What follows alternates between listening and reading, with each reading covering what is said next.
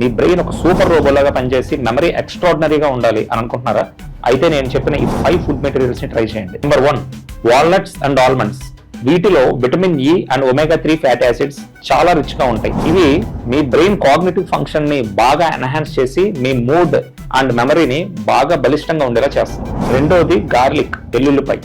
దీంట్లో anti inflammatory properties and anti oxidant properties చాలా ఎక్కువ ఉంటాయి. దీనివల్ల మీ బ్రెయిన్ బ్లడ్ సర్క్యులేషన్ బాగా ఇంప్రూవ్ అవుతుంది అండ్ బ్లడ్ ప్రొటెక్షన్ కూడా చాలా బాగుంటుంది అని చెప్పి రీసెర్చ్ చెప్తుంది. మూడోది కోకోనట్, కొబ్బరికాయ. ఇందులో మీడియం చైన్ ట్రైగ్లిజరైడ్స్ అనే ఒక కాంపౌండ్ ఉంటుంది. ఆ ఎంసిటీస్ మన బ్రెయిన్ బ్లడ్ సర్క్యులేషన్ ని ఇంప్రూవ్ చేసి మన మెమరీ బాగా బూస్ట్ అయ్యేలాగా హెల్ప్ చేస్తుందని రీసెర్చ్ చెప్తుంది. నాలుగోది పసుపు, టర్మరిక్.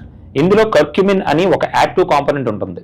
ఇది ఏం చేస్తుందంటే బ్రెయిన్ డెరైవ్డ్ న్యూరోట్రోపిక్ ఫ్యాక్టర్స్ అని చెప్పి మన బ్రెయిన్ లో డెవలప్ చేసి కొత్త బ్రెయిన్ నరాలు ఉద్భవించేలాగా, లేకపోతే ఆల్రెడీ డిజార్డర్స్ కి లోనైన బ్రెయిన్ నరాలు తొందరగా డ్యామేజ్ అవ్వకుండా వాటి బ్రెయిన్ నరాల లాంగివిటీ అంటే వాటి లైఫ్, వాటి ఆయుష్ పెంచుతాయని చెప్పి కూడా రీసెర్చ్ లో కనుగొన్నారు. ఇంకా 5th, ఫర్మెంటెడ్ ఫుడ్స్. అంటే పెరుగు, యోగర్ట్, చీజ్, బటర్ ఇలా పులియబెట్టింది. అంటే ఫర్ ఎగ్జాంపుల్ ఇడ్లీ, దోశ ఇలా అనక పులియబెట్టి ఫర్మెంట్ చేసిన ఫుడ్ మెటీరియల్స్.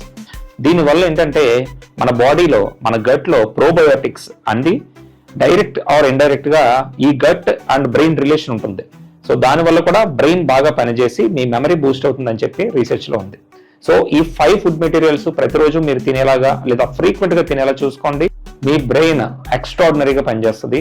నిజం.